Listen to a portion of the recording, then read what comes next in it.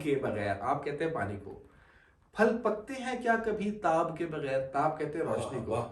خواب محض خواب ہے آپ کے بغیر, پھل پکتے ہیں کیا کبھی تاب کے بغیر, کرتا ہے جو کرتا ہے رب آپ کے بغیر, کشتی پار لگتی ہے کیا سیراب کے بغیر. سیراب کہتے ہیں پانی. میں کچھ چیزیں دیکھیں ان کو ٹھیک کرنے کی کوشش کروں گا. ہاں وہ ذرا بتائیں. کچھ چیزیں ان کو ٹھیک کر دیں. میں نے کچھ جملے ایسے بولے اپنے بلوچ بہن بھائیوں کے لیے, میں چاہوں گا کہ وہاں واپس جاؤں تو میں وہ نہ بولوں. ٹھیک ہے. ایک دفعہ پلوشا خان صاحبہ میرے پروگرام میں آئی تھی, میں نے ان کے ساتھ ہارش ورڈز, اس میں ان کا بے شک قصور ہوگا لیکن میں چاہوں گا کہ میں اس کو دوبارہ اوائڈ کروں. Very good. میں نے اپنے ایک دوست کو بہت ایک دفعہ سختی کر دی تھی اس کے اوپر, وہ ٹائم کوئی اور تو میں اس کو کہوں کہ یار نہ کرے, یہ ہو سکتا ہے میں وہ اس وقت نہ کروں.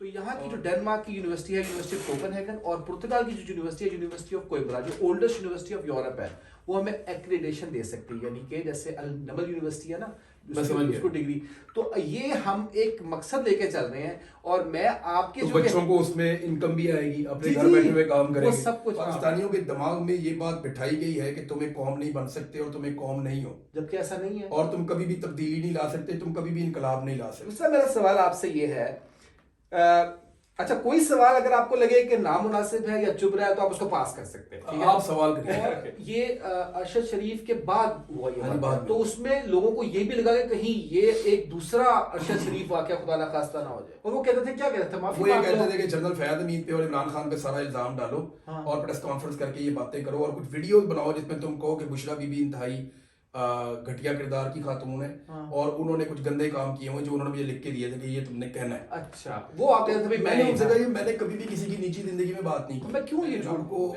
بے شمار وجہ ہیں جن میں نے پہچانا, لیکن ایک سب سے بڑی وجہ کہ میں ایک بڑا کمزور آدمی ہوں, بہت ہی بزدل آدمی ہوں, ڈرا ہوا سا. میں نے کہا باہر ماشاء اللہ لگ گیا, میں کون سی جنگ لڑ رہا ہوں, ساری دنیا انہوں نے اندر کر دی ہے, ہر چیز انہوں نے ختم کر دی ہے, ڈیموکریسی ہے نہیں پاکستان میں, نہ رول آف لا ہے, تو میں کیوں لڑائی لڑ رہا ہوں, میرے بچے اور میرے ماں باپ پریشان ہیں, میں یہ سوچ رہا ہوں. اچھا روٹی صاف اچھی ملتی تھی, روٹی ٹھیک ہے, روٹی میں کہوں کہ روٹی اچھی نہیں ہے, اور روٹی ہوتی تھی اس کے ساتھ سالن ہوتا تھا, وہ پلیٹ, لیکن طریقہ مجھے بہت برا لگتا تھا, وہ نیچے سے اندر آ جاتا تھا, تو وہ ایک روٹی میں کھاتا تھا, دو روٹیاں دیتے تھے. اچھا فلم میں ہوتا تھا میں اسی طرح, میرے سے کھائی نہیں جاتی تھی. رب نے کیا کیا, اللہ رب العزت نے, اللہ رب العزت نا پہلے ہمیں دکھاتا ہے کہ دیکھو تم کتنے کمزور ہو, بالکل آپ کو اینڈ پہ بے بس.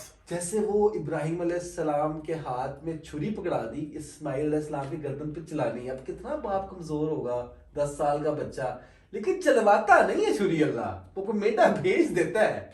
دیکھیں نا میں تو بڑا کمزور آدمی ہوں, اس نے مجھے دکھائی میری اوقات. تو پاکستان آپ کو لگتا ہے ٹیک آف کرے گا؟ کیوں نہیں کرے گا, یہ پاکستان بنا ہی ٹیک آف کے لیے. جیسے مولانا صاحب صاحب, آپ جانتے ہوں گے مولانا صاحب کا, مولانا صاحب نے بتایا کہ وہ پٹھانوں میں اس طرح جنت بیان کر رہے تھے, تو ایک پٹھان نے اس طرح پوچھا جیسے ابھی آپ نے بتایا, جیسے صحابہ نے پوچھا ریت کا, انہوں نے کہا کہ وہاں جنت میں نسوار ہوگی, تو انہوں نے کہا بالکل ہوگی اور بہت اچھی ہوگی, جیسی آپ چاہیں گے آپ کو مل